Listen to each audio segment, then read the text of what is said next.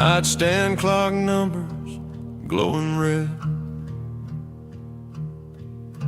That 2 a.m. after image burned in my head. So many things going on that I'm trying to keep in line.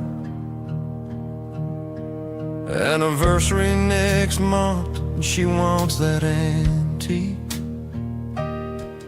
Both the boys got a game scheduled later this week. My whole life is busy doing nothing but chewing up time. Years behind, days ahead. I can't stop that clock from ticking inside my head. Things undone.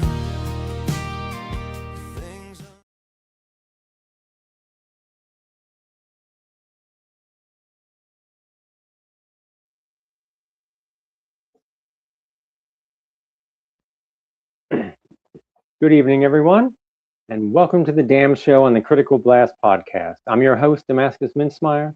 Our regular host, RJ Carter, has just learned he's taken the red pill and is on a mission to save the computer-simulated reality he's learned we're all secretly living in. Don't worry, though. He'll be back tomorrow, and in the meantime, I'll be interviewing returning guest Mark Gunnells, whose latest JMS Books novel, Last Night, was recently released. For the next hour, we'll be talking about writing, family, love, loss, and just what puts the horror in horror fiction. Hi, Mark. Hi, thanks for having me back. Yeah, no problem. You're always one of our favorite guests. It's been about a year since you've been on, so let's remind our audience who you are, and by answering this question, who are you, what do you do, and why do you do it? Well, my name is Mark Gunnells. I am a writer because I've always loved telling stories. Even from an early age, before I could really write them down, I was making them up in my head. I have published many horror and suspense books throughout the years. I have recently made a shift to some more personal work, and I have adopted, like my new novel, Last Night, is actually published under the name M.G. Allen. It's not like a secret pen name, since I'm very open about it, but it does, I hope, differentiate the new work from the old work. Right. As you said, it is a bit of a departure for you. You're known mostly as a horror author, but as you pointed out, this novel is much closer to your heart. So tell us what Last Night is about and what inspired you to write this particular story. Last Night is about a man and his husband who are caring for the man's mother when she is on hospice and dying from lung cancer. And it kind of chronicles the last night of her life as they are caring for her. And it is interspersed with flashbacks to the mother's life, starting from childhood all the way up until right before the diagnosis. And it was very heavily inspired by my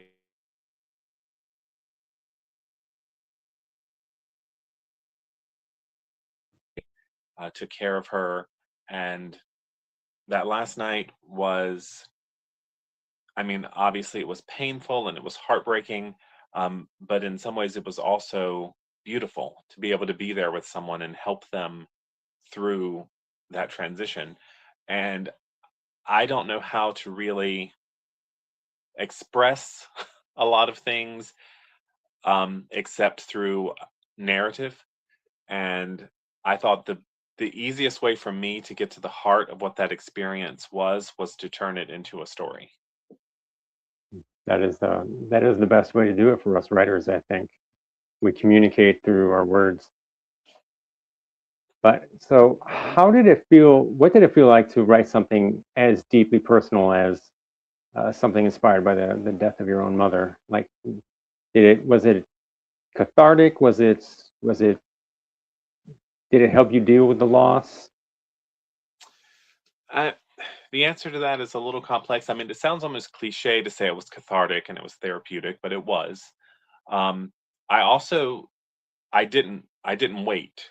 it was part of the processing. I didn't process and then write it.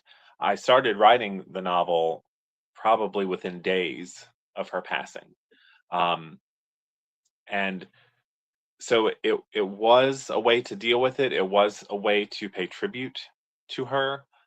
It was a way to try to explain the experience I had just been through to people who haven't gone through it yet. Um, and so while it helped me deal with the grief, it was also in a weird way a way for me to stay close to my mother for a little while longer. Um, because even though it is heavily fictionalized, everything in it is based on something from her life. Um, and then something from our life together, as Hmm. I got older. So in a way, it felt like being with her so that when I was finished writing it, it was almost like the grief came up again because it was like, okay, now I'm letting go of her again. Yeah, I love the flashback parts. I love those. Starting how you see her whole life. Like it's not just a novel about someone's death. It's about the novel of someone, the complete life process from when they were small. But actually, it even loops around at the end to when she's born. Yeah. So you get like the totality of someone's life, which I thought was very moving and very inspiring, because it wasn't just a book about death. In the larger view, when you pull back, it was about life. It was a very life affirming book in a way. I definitely did, like I said, I wanted not just to um delve into that experience of being the caregiver, but I wanted to pay tribute to her life because, my mother didn't always have an easy life, but she always did her best. She always worked so hard to provide for her children, and I always appreciated that. I didn't take that for granted. I knew how hard it had been for her, and I wanted to do something to pay tribute to that.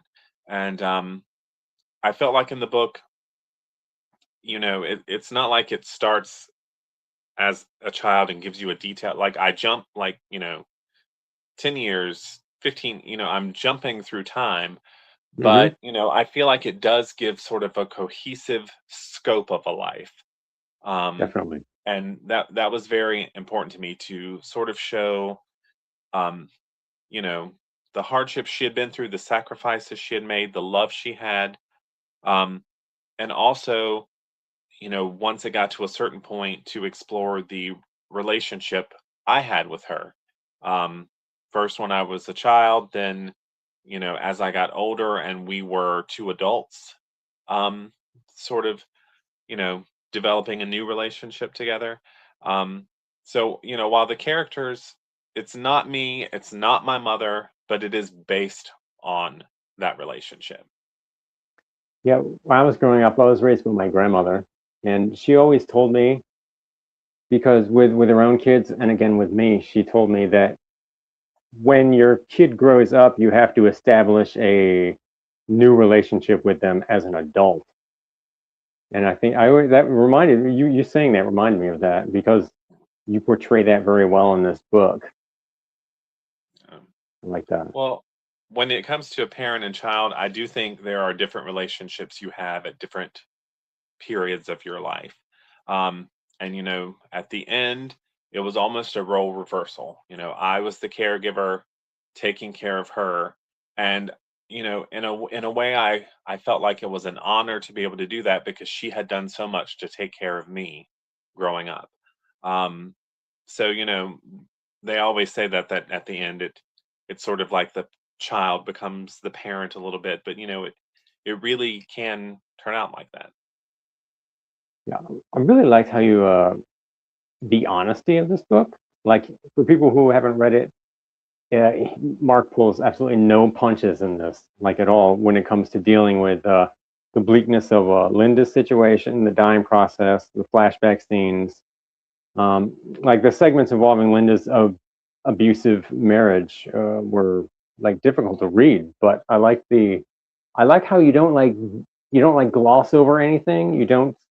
Um, And that's a thing I see in your work overall.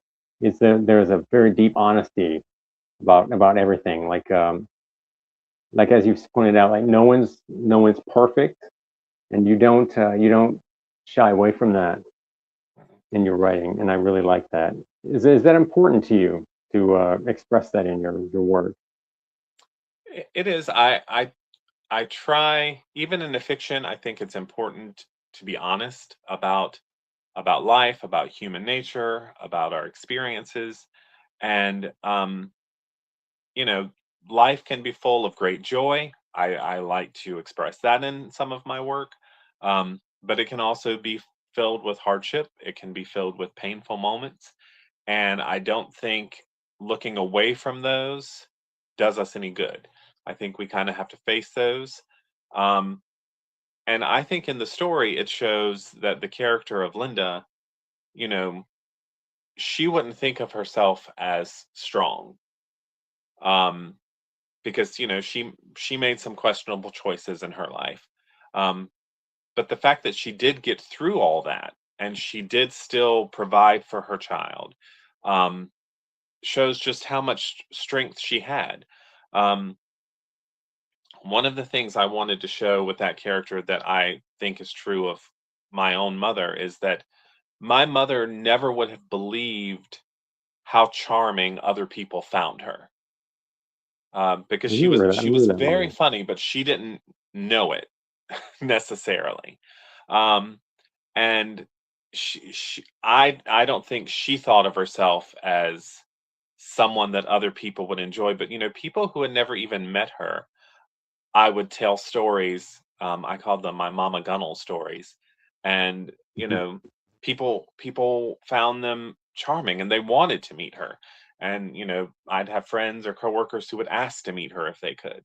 Um, and that's I think sometimes we think of strength as the heroic, what we know from movies like we want the Sigourney Weaver or the Linda Hamilton.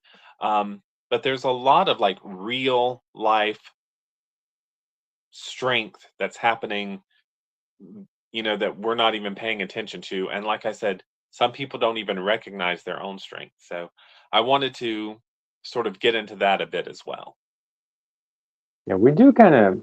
I think everybody views themselves a little differently than how others view us. I think that is definitely true. So, how has reader reaction been to like the intimate, personal nature of this story as opposed to like your horror work? Is there like different?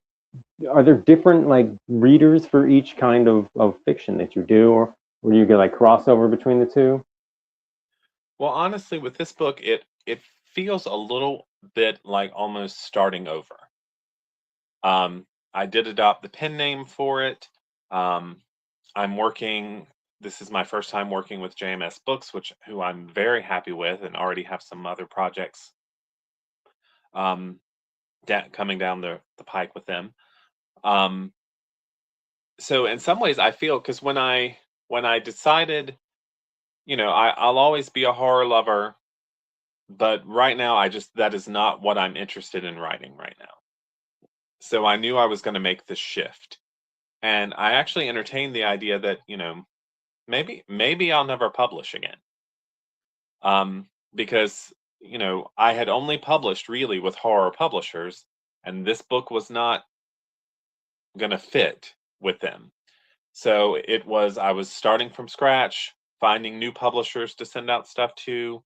Um, there was a lot of rejection before I found a home with JMS, and I had kind of made peace with that. Like I'm gonna follow this new passion I have for these kinds of stories, and if I just end up putting the stuff up for free online, then maybe that will be the future of that.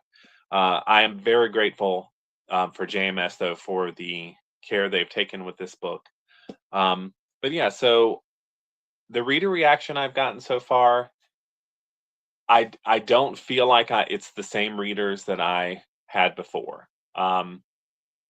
There is some of that, but I feel like there are some people who really are. I just read this kind of fiction, and they're not going to make that jump with me, and that's okay. That's their right. So I do feel like I'm going for a different audience this time. Um, and you know, I've gotten some really nice reviews, including from you. So thank you very much for that. Yes, you're Um, welcome. but I'm very grateful. I am just so excited that this story is out in the world now. Because even though it's a personal story, in some ways I feel like it can be a universal story. Um, Oh, definitely. which I think some of the best fiction is. Like it doesn't have to be your exact story for you to find the truth of your own life in it. That is absolutely true. I remember it struck a chord with me, especially because, as I mentioned, I was raised by my grandmother, and oh, back in January, she came down with a really serious case of pneumonia. Like, had to be hospitalized for a week. Took a couple months for her to recuperate, and I was the one taking care of her during that period of time. Yeah. And I remember when I read the first opening chapter of your book, and it's talking about like oxygen machines and oximeter, like finger oximeters, and just like different medical equipment. And I was like if I had read that book last year, even I wouldn't have, I wouldn't have recognized a lot of that stuff. But having just gone through that, that really connected with me because I was like very fresh. That was all very fresh in my mind from that experience that I went through, and I was like, I that really connected very. It really connected with me.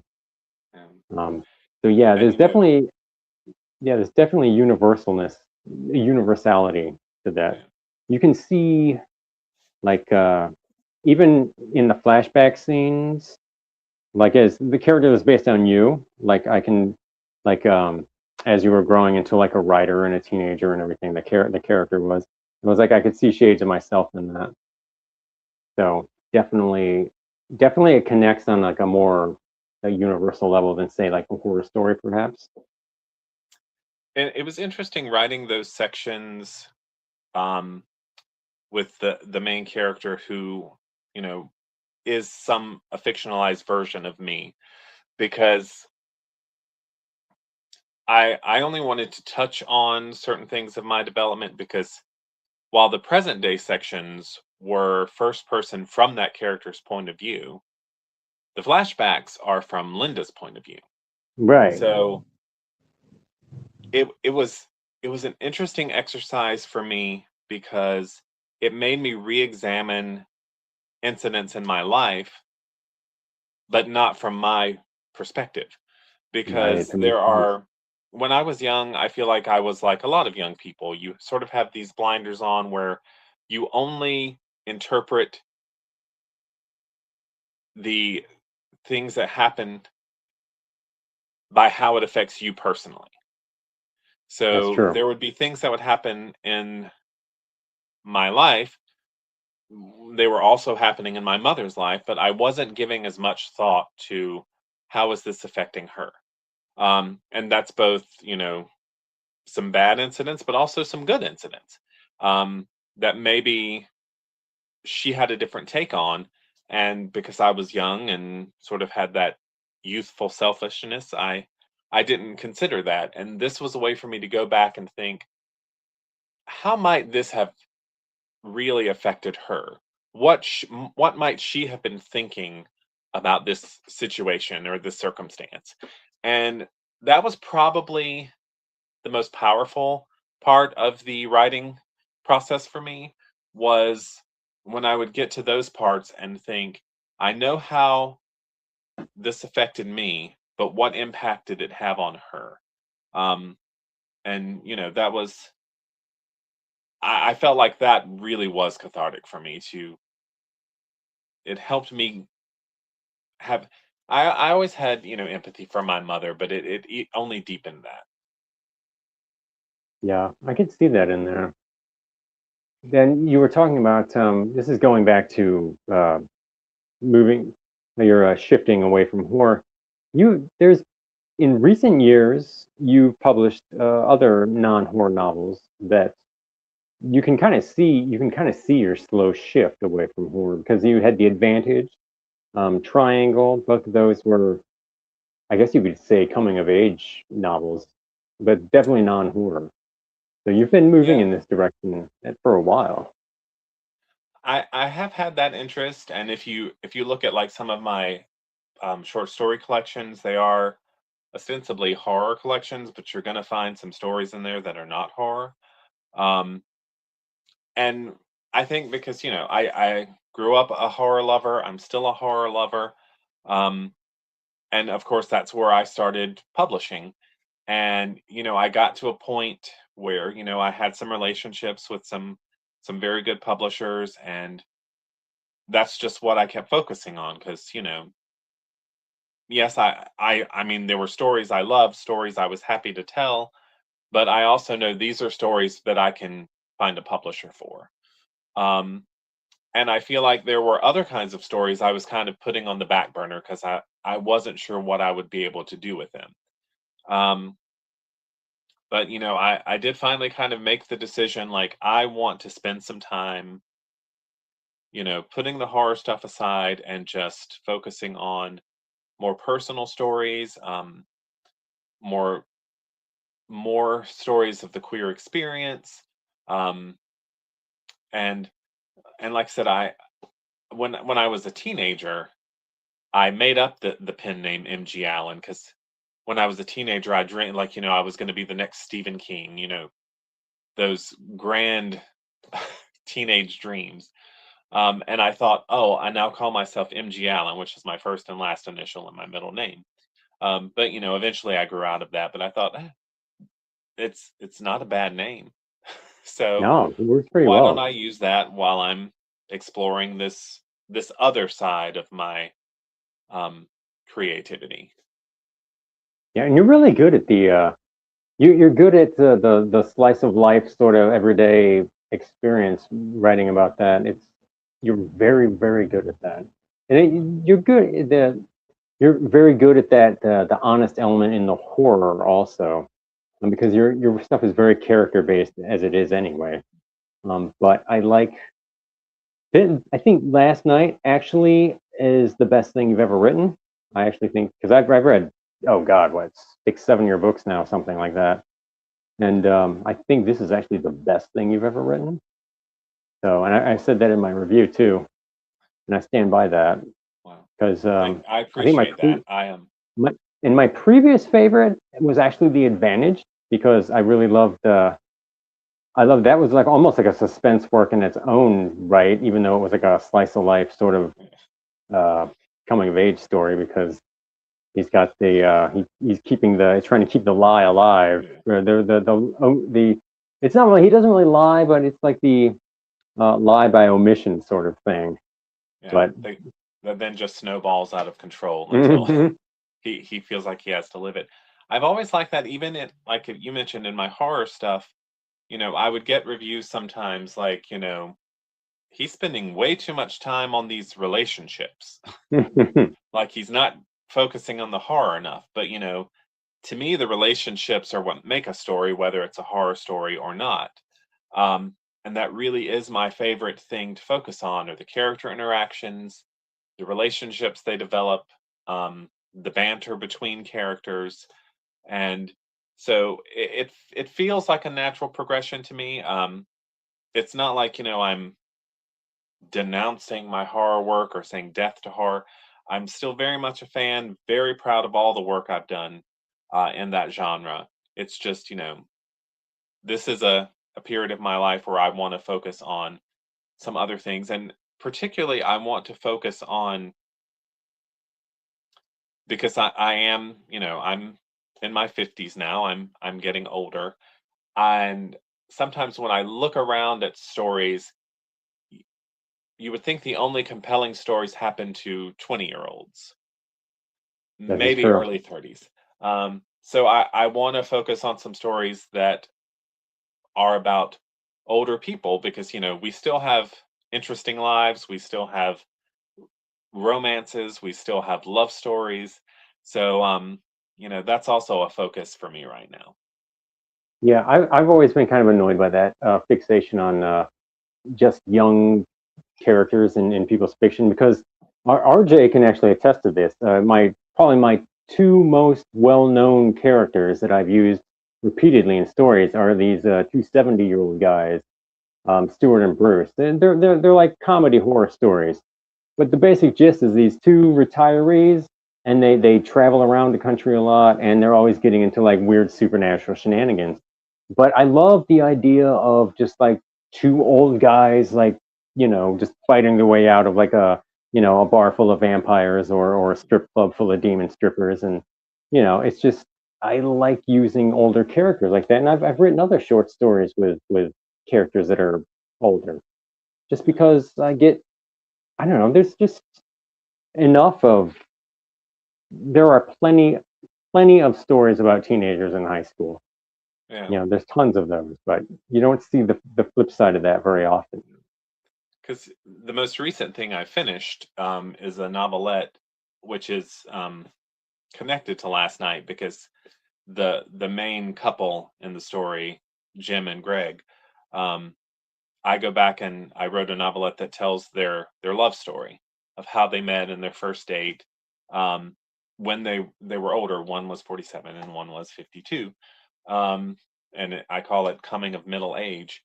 And I like because that title. I think because right now, um, the whole heated rivalry thing was really big. Um, and we watched the show, we liked it, but I'm like, not all love stories are among 20-year-olds who look like models. So, True. you know, we older people can have love stories too. So I was excited to be able to write that as well. Yeah, that is. I like their relationship in Last Night. Is you can tell what a strong, loving relationship they have, and that's great. And this kind of goes back to talking about how you form relationships in your stories, and that to me is what gets you interested in a story to begin with, whether it be Yeah. horror, science fiction, slice of life, whatever it is.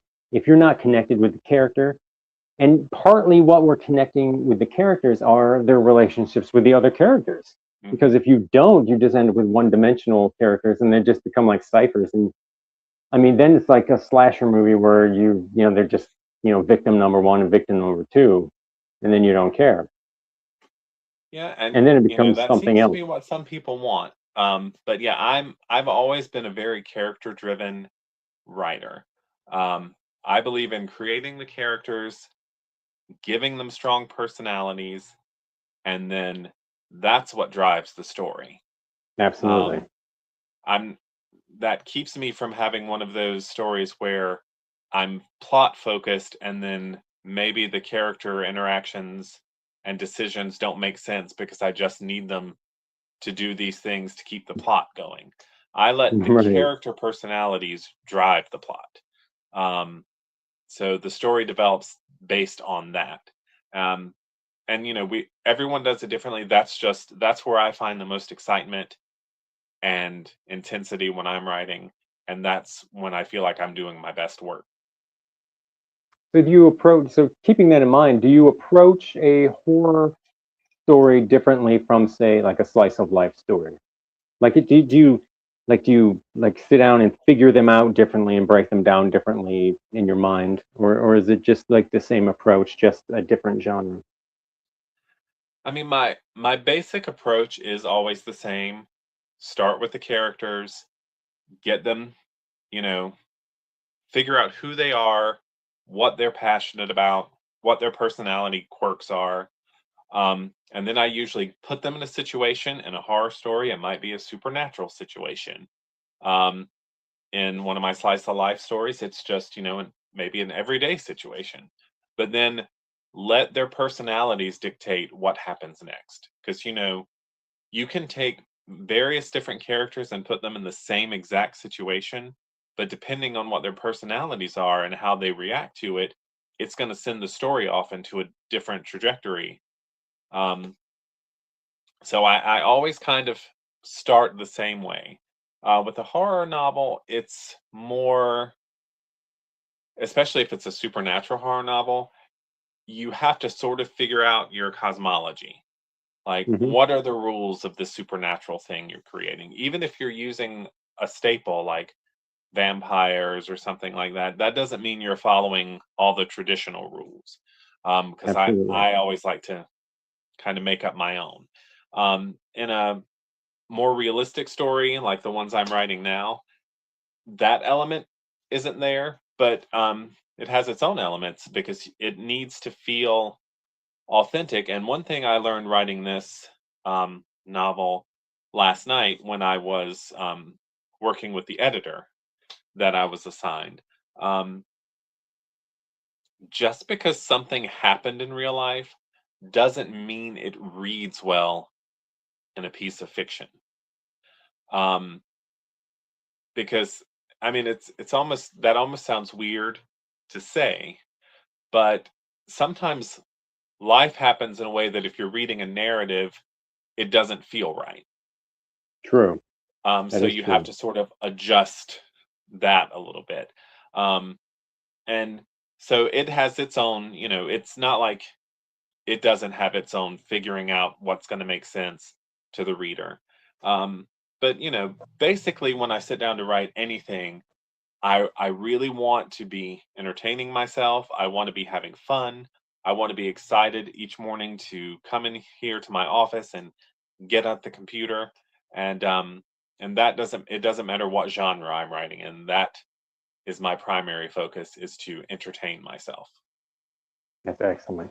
Yeah, I've actually in the past I've had editors like with a short story or something. They'll be like, "This is completely unrealistic." Like this, like they'll be like, "This part is completely unrealistic," and I'll be like, "I legitimately based that part on either someone that I know or something that actually happened to me." And they're like, "This is completely unrealistic. This would never happen. Nobody would react this way." And I'd be like, "This actually happened." Right. Well, there is the old cliche, truth is stranger than fiction. True. So actually, speaking of horror, and we were talking about supernatural horror. One of my questions I wanted to ask you was, what exactly, in your mind, as someone who's written many horror novels, what exactly is it that you consider constitutes horror?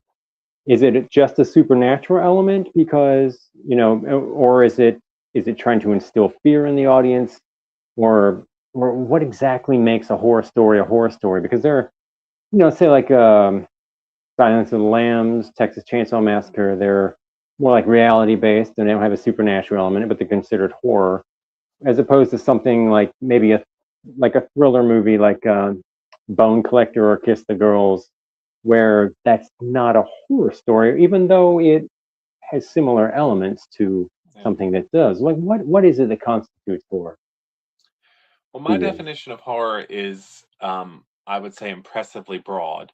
I mean, there are different subgenres within the genre. There is, but I don't think it just has to be supernatural.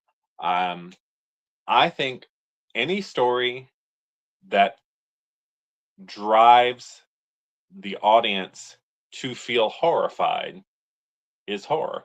Um, and I feel like that's a perfectly valid type of story to tell, or movie to make. Um, but it's something designed to get the audience's heart beating fast, to have them frightened on what's going to happen on the next page, to get so invested in the characters that they are, you know, truly terrified for them. And that's why there are some quote unquote horror movies, um, that to me aren't horror, because they are designed almost for the audience to root for the killer, to Yes. cheer when and that is its own form of entertainment, and I'm not saying it's bad, but like, to me that's not horror, because I'm not horrified. I'm If you are cheering at each death, Yeah. where is the horror in that? So to True. me, that kind of fiction and those kinds of movies aren't what I consider true horror, because you're not getting that sense. You're not, and to me, true horror is character driven, because that's where the horror comes from. You are putting yourself Absolutely. in the shoes of this character, and you want to see them live, and knowing that some of them aren't going to, that's what produces the horror element. So I think I think there are a lot of movies and books that are considered thriller or suspense that to me still feel like horror because it gives me that same reaction. I think sometimes what people want to do in those categories is anything that they consider bad horror is horror, and anything they consider good horror is thriller suspense. Yeah. But to me, it's all kind of under that same umbrella. Yeah, I think you're right. And that goes back to what we were talking about earlier about movies and books that don't have that don't focus on characterization, because then it just becomes like a body count Yeah. kind of thing. And that I think is where we get like I mean, I love Friday 13th and Halloween's and Nightmare on Elm Streets and all that. But as you were saying, like like I'm not focusing on the character, the victims in that or the characters. I'm focusing on, Jason Voorhees or Michael Myers or Freddy Krueger. That's who you're rooting for in those movies, and it's because the characterization is kind of not focused on. Yeah. I mean, they So invent those characters just for just to be fodder, and then to me they have more in common with comedies because in a yeah, lot of kind of. ways it's all about the creative death that gets to a point where it's so over the top it's almost cartoonish. And to Hmm. me, like that, the death becomes the punchline. Yeah, it does. And so, and again, I'm not saying that doesn't have its own entertainment value, but to me, it's just, it isn't what I feel like horror was designed to be. Yeah, true. And another thing about I know you're a big Buffy the Vampire Slayer fan, and Hmm. in my review, I compared the only thing that I could really compare last night to was the episode of Buffy the Body, where Buffy's mother dies, and it has that same sense. Last night, especially the scenes, um, like the scenes set in the present, with Linda and her condition and getting worse, and like each scene, like it has that same sense of like raw physicality. It's not about the grief following somebody's death. It's like about the actual process. Yeah. And were you trying to like purposely um, make some sentiments about the immediate physicality of death as opposed to like the grief following it? I Well, I mean, definitely wanted to try to convey what the experience was like being with her, different stages she was going through, what I was going through when I was caring for her. Um, and it was actually easier to write those parts because I did write it so immediately following. So all of that was very fresh in my mind. I feel like if I had waited, those sections wouldn't have hit as hard because I wouldn't have remembered so much about the particulars and the emotions, um, because it is being with someone when they're going through that and when they pass. It's not necessarily the way you usually see it portrayed in the movies. of Um, course. there is, like I said, there are heartbreaking moments. There are beautiful moments, um, but a lot of it is also just more. I don't know how to explain it, but more common feeling. Um, and you know, I just wanted to try to capture that because again, as I'm having trouble now, if I just try to tell you what I went through, it's hard for me to convey that. I need to turn it into a story. And it's funny that you mentioned that Buffy episode because the day after my mother passed, I told my husband, I mean, as weird as it sounds, I want to watch the Buffy episode The Body. Like I just felt like I think I had this feeling that I'd always loved that episode. I'd always appreciated um the power of that episode, but I had a Hmm. feeling that I was going to understand it more than I ever had before. That Um makes sense. and there were things in it that I had always liked the scenes, but I mean, there's a scene where Willow is just freaking out about what to wear, and it doesn't matter what she wears. Right. Um, but I had a similar experience where I was freaking out about finding my mother's insurance policy, which in the moment I didn't need it. And, in the show, Willow's girlfriend Tara, she doesn't chastise her for focusing on this thing. She just is trying to help her. My husband was doing something similar. And when I saw that scene suddenly hit differently because I really understand that scene now. I've been in that situation. But yeah, I do think that, in the book I describe it a little bit like being with someone who's going through that is almost like just watching a clock winding down. Um, it's not, I mean, it's dramatic in that, the loss of a loved one is always dramatic, but the act itself felt, I don't want to, I mean, but maybe I do want to say natural in a way, like the clock was just winding down. That's just what happens. And, you know, it didn't make it any less painful because trust me, I tried when my mother was going through that to remain calm and peaceful for her because I wanted her passing to be calm and peaceful. Um, but I mean, afterwards, I was, a mess for Sure. for a good long while. But and there are lots of people out there who've been through this. But I wanted it to be able for people who haven't been through it to read it and still get a sense of what that experience might be like. I think you succeeded very handily in that. Um, so finish this sentence for me. My favorite scene in Last Night is. Oh, well, I have a couple. So I do really like the scene where the main character Jim introduces Linda to Greg, who is going to eventually become Jim's husband. Um, it's very kind of true to the experience when I introduced my mother to my husband. It was just kind of fun to write, to recreate that. Um, I also really liked a scene um, early on where Linda is a little girl who brings home an Elvis record that her friend let her Oh, God. borrow, and her mother thinks it's just filth and breaks it.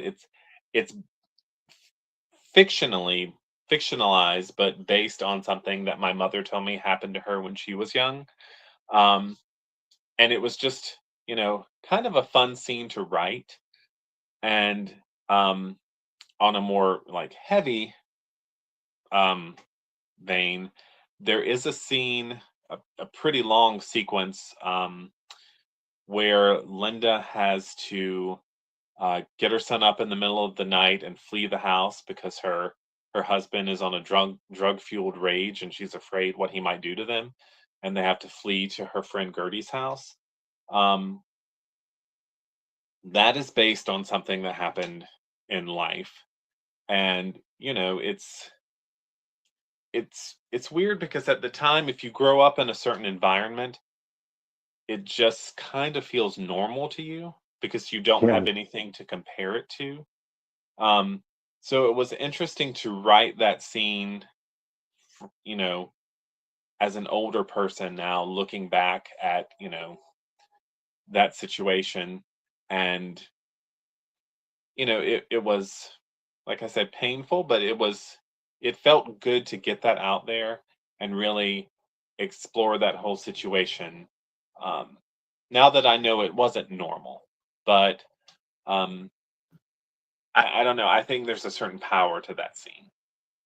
Yeah, definitely. I connected with that too because when I was a kid, there was a lot of family chaos that I went through a lot. And as you were saying, when you're a kid, you just think that stuff's normal. You just, doesn't everybody go through that? Like, doesn't, when you're a kid, you're like, you don't know how abnormal that is until you you grow up and you're like, man, that wasn't normal. That wasn't the way it was supposed to be. But I really connected with that too.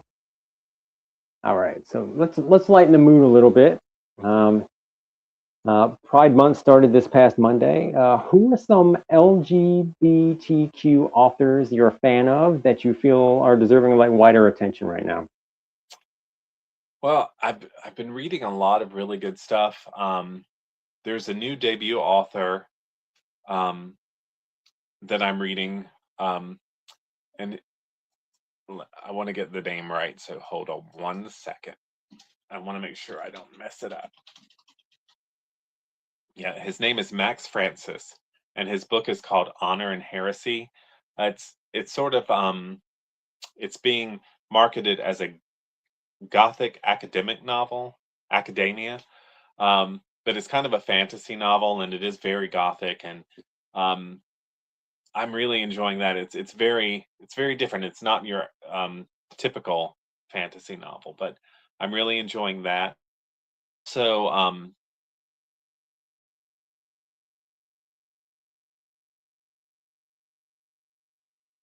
that I have associations with from college also published with them. Um, Hmm. Warren Rochelle, who was my college creative writing professor, actually, That's he's cool. published a lot of books with him. I really enjoy his work. He does a lot of not fairy tale retellings because he sort of creates his own fairy tales, but very queer centric. And I really like that because when you grow up and you hear fairy tales, queer people don't see themselves in those stories. Um, Right. I love that he does that and creates that. Also, an author, M.W. Lee he was another student at my college when I was there. I read his book recently, Balancing the Weave, which was Hmm. also it was very creative. It incorporated like ancient mythology with a modern queer story in a way that I thought was very interesting and inventive. So I do recommend that. Um, there is a writer named Rick R. Reed. I don't know if you're familiar with him, but he I don't also think so. started out as a horror writer uh, in the 90s and made a shift toward more personal queer stories. Um, I enjoy his work as well. Um, but I mean, there's so many. I recently read a book by Daniel Black called "Don't Cry for Me," which was very powerful. Um, it was told as like journal entries from a father who had sort of alienated his queer son and Hmm. was, realizing um, all the things that he had done wrong. That one was very good. I'm a very big fan of David Levithan, who wrote books like Two Boys Kissing.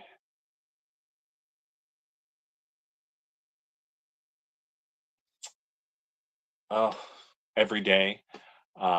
He writes a lot of, technically, I think they're considered YA. He does have Hmm. an adult novel called The Lover's Dictionary I like a lot. I'm just thinking because I just got to do the Pride display at work, so there's Oh, cool. all these books I got to put on there.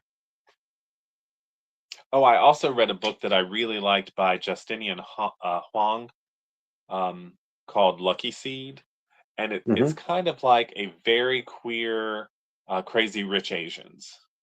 Oh, cool. Okay. So you've been on this show numerous times, and I always have my favorite part of the show is what I call the lightning round of nerd questions. Okay. Now, since you've been on here before, I kind of adjust the questions. Okay. Last time I think it was like I asked you like what your like current favorite things were. This time I'm deciding to do a special retro 1980s version. Okay, Okay. so like everything that I ask is going to be basically what are your favorite things, this, that, or the other from the 80s because Okay. the 80s have the I'm an coolest stuff. 80s child, so Yes, I knew that's why why I was aiming for this. Okay, are you ready? It's like I'm free ready. word association. Just I say it and just blurt the first thing that pops in your mind. Okay. What's your favorite overall 80s movie? Like Heather's. any genre. What was it? Heather's? Oh, I love Heather's. that. Fuck me softly with a chainsaw. Hmm. Love it. I love that. Love it. Okay. What's your overall favorite 80s horror movie? Nightmare on Elm Street. Oh, cool. The most underrated 80s movie? Horror or any genre. Any genre. I'm gonna go with the first thing that popped in my head, which is Pumpkinhead. Oh, I love that movie. Yeah. That is such a good movie. And that is an underrated movie, too. Yeah, I feel Okay, like now, it's not as well known as it should be. no. Sequels are pretty bad, though. But the first one, fantastic. Yeah, I didn't make it through all of those, but the first, which was directed by Stan Winston, who was mostly Yes. known for the special effects, but very good movie. Okay. What's the most overrated movie from the 80s? Like any genre. Like the one that everyone loves and you're just like, okay, that's not that good. Okay, don't hate me out, people out there who love it, but I didn't flip for E.T. Okay, I can see that. Yeah, I was kind of lukewarm to ET. Now, I also didn't see it when I was a kid. I didn't see it till I was older, but I was just like, eh. I was that way with Top Gun also. Like I remember when I was a kid, like everyone was like flipped over Top Gun. I didn't see it until until like my 20s or like almost 30, and I was like, why does everybody like that movie? I'm like, all right, okay. Favorite guilty pleasure 80s movie? You know, the one that's not that good, but that you love anyway. Okay. I don't know if anybody will know this movie, but there's a movie called Satisfaction Hmm. that starred Justine Bateman, Liam Neeson, and a pre-fame Julia Roberts. Hmm. And it was about a girl rock band performing at the beach one summer. And I intellectually I know it's not good, but I still enjoy it. Yeah, I love those kind of movies though. Like you enjoy them even though, like you said, like on an intellectual level, you're like, this isn't that good, but I really like it. I mean, I saw it at a time when I didn't know there was any such thing as a bad movie. Um, and so now it's all wrapped up in nostalgia as well. Okay. Favorite 80s TV show? Cheers is the first thing that comes to mind. Okay. Okay. Specifically, what was your favorite cartoon from the 80s? Gem and the I still occasionally watch it, and we may have earlier been listening to some of the music from it. Your audio cut out right then. Oh, What was the answer? Gem and the Holograms. Oh, cool. Okay. What was your favorite musical performer from the 80s? Like first one that pops in your mind. Janet Jackson, Cool. particularly Now, Rhythm Nation. I was obsessed. now, what was the absolute least favorite musical act from the 80s of yours? Um, who didn't I like? I'm trying to think. Um, because nobody is immediately popping into my head. Well, I never really got into Weird Al Yankovic. Yeah. I mean, the parodies were catchy and everything, but I mean, after you heard it once, I'm like, I don't really need to hear it again. Okay. Favorite music video from the 80s? Because that was like the era of MTV. Everything had a Yeah, video. I really liked Papa Don't Preach by Madonna because I'm like, to me, it was storytelling. Like she's telling a story, and this video is almost like a little movie. That's good. Okay. What's something from the 80s that you really, really miss a lot? I do miss, as a horror fan, the literary horror boom where there were just all these paperback horror publishers, and you could walk into I mean, I could have walked into my drugstore and found any number of horror novels for sale. Um, I know that some of them weren't great, but I just loved that there was so much everywhere. Yeah, that's true.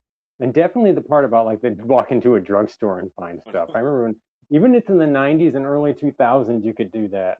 I Yeah. remember distinctly walking into like Dollar Generals and they would have like the little spinner racks for like Yeah. everything for $1, and you could just like load up on shit. Yeah.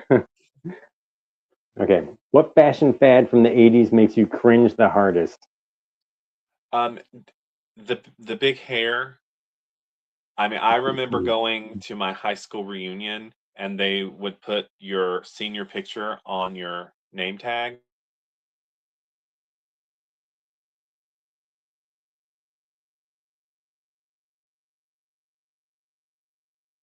Yeah, I even at the time, I don't think I understood the why that was.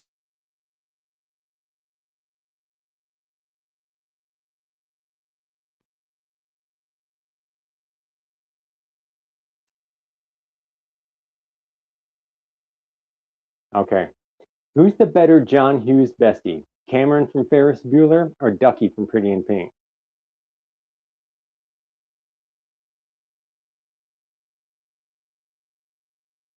As a movie, but I like Ducky better as a character, so I'm gonna go with Ducky. Right. So what's next for Mark Gunnells?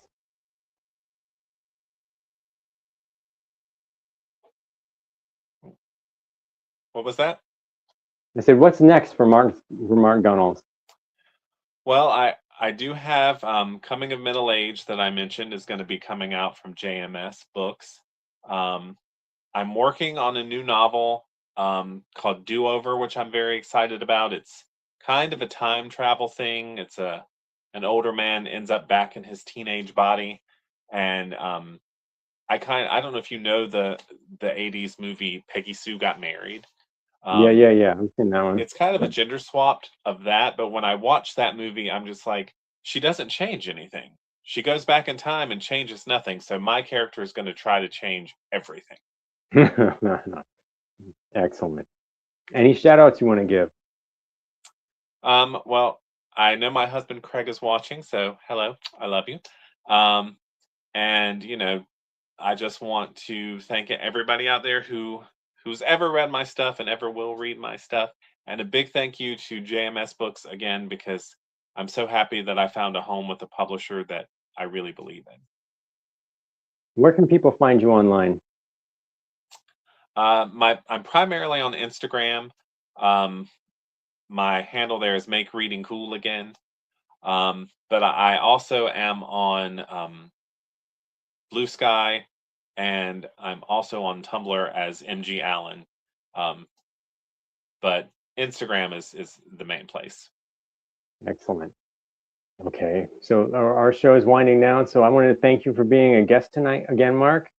It was really fun talking to you again, and I look forward to having you on the show again when your next project comes out. I always have fun with you. Yeah, me too. I always have fun with talking to you too. Okay, so everyone, don't forget, head on over to Amazon and check out Last Night by MG Allen, because Mark Gunnells is using a pen name for this one. And if you enjoyed tonight's show, remember, like, share, subscribe to Critical Blast on YouTube. That's it for tonight. The damn show is done.